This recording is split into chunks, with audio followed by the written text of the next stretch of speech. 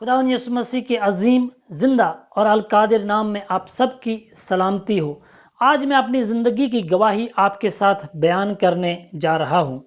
मेरी गुजारिश है आपसे कि आप मेरी ज़िंदगी की गवाही को ध्यान के साथ और पूरा सुनना। मेरा नाम शंकर लाल है। मैं जम्मू व कश्मीर ज़िला डोडा का रहने वाला हूँ। मेरा जन्म ज़िला डोडा के एक छोटे से गांव बगला में एक ब्राह्मण परिवार में हुआ। मेरे वालदेन का पेशा ज़मींदारी है। मेरे वालदेन एक ब्राह्मण ख़ानदान से ताल्लुक़ रखते हैं। वो हिंदू मज़हब के रस्म व रवाज के मुताबिक देवी देवता की इबादत करते हैं। मैं उनका बेटा होने के नाते उन्हीं की तरह देवी देवता की इबादत करता था। मैंने अपनी ज़िंदगी के लगभग इब्तदाई 14 साल की उम्र तक देवी देवता की इबादत की, लेकिन उन देवी देवताओं ने कभी भी मेरी दुआ न सुनी और न किसी रस्म व रवाज ने मुझे खुदा के साथ मेल मिलाप कराया।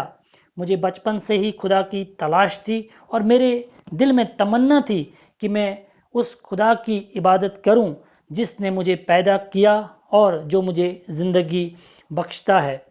मैं बचपन में रेडियो पर देवी देवता के भजन, फिल्मी गीत, खबरें और क्रिकेट मैच की कमेंट्री सुनता था। एक दिन मुझे रेडियो पर the voice Asia radio channel मिला। उस पर खुदा का एक खादिम बाइबल मुकद्दस में से हमेशा की ज़िंदगी के बारे में कलाम बयान कर रहा था। इस चैनल के ज़रिए मैंने पहली बार खुदावंद यीशु मसीह का नाम सुना और खुदावंद यीशु मसीह की खुशखबरी पहली बार मेरे कानों तक पहुंची। खुदा का कलाम जो मैंने इस रेडियो चैनल के ज़रिए सुना, ये मेरे दिल को छू गया और ये कलाम जो मैंने सुना, इसके ज़रिए यानी इस कलाम के ज़रिए खुदा ने मेरे साथ बात की और खुदा ने मुझसे कहा कि मैं ही खुदा हूँ और मैं ही ज़िंदगी बख्शता हूँ। तब मेरे दिल को तसल्ली मिली और मुझे खुदा मिल गया जिसकी मुझे तलाश थी। ये साल 2002 की बात है जब मेरी मुलाकात खुदावंद यीशु मसीह के साथ हुई।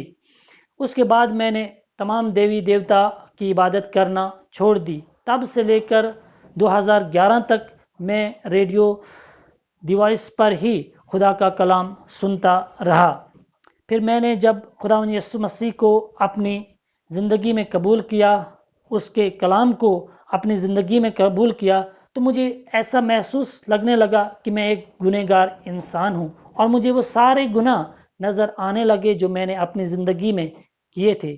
फिर मैंने अपने गुनाहों से तौबा की और खुदावंद यीशु मसीह से दुआ की और उसने मेरे सारे गुनाहों को माफ़ किया और मुझे आज़ाद कर दिया।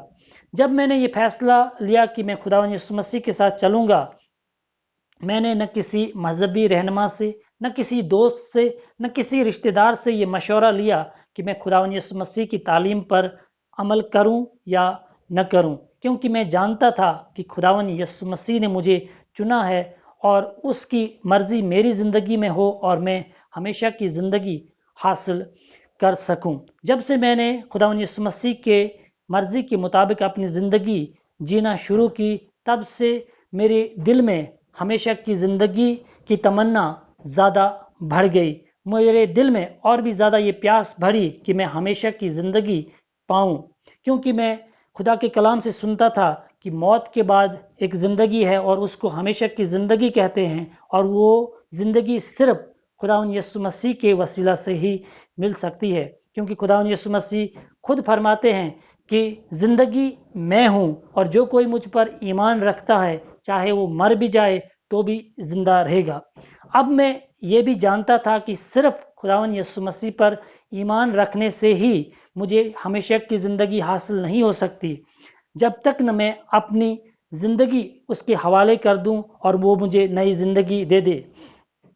फिर मैंने 2 अक्टूबर 2011 को मोरेवियन चर्च लेह लद्दाख में अपनी ज़िंदगी खुदावंद यीशु मसीह के हवाले कर दी और उसने मुझे एक नई ज़िंदगी दे दी और मैंने लोगों के सामने ये इकरार किया कि मैं अपनी ज़िंदगी के आखिर दम तक खुदावंद यीशु मसीह के साथ वफादार रहूँगा। मैं शुक्रगुजार हूँ रेवरेंड एलाइजा एस गिरगन का, जो उस वक्त उस चर्च के खादिम थे और उन्होंने मुझे रूहानी तौर पर खुदावंद यीशु मसीह में आगे बढ़ने में مدد کی اور اس چرچ کے سارے لوگوں کی پیار محبت کے لیے بھی میں شکر گزار ہوں۔ اس کے بعد میں نے 4 سال لداخ میں کافی بک میوزک کیفے میں کام کیا۔ میں وہاں پر کیک اور کافی بناتا تھا، اور پھر اس کے بعد میں دینی تعلیم حاصل کرنے کے لیے نیو تھیولوجیکل کالج دہرادون گیا، اور خدا کے فضل سے وہاں پر میں نے یہ تعلیم مارچ کے مہینے میں 2020 میں مکمل کر دی۔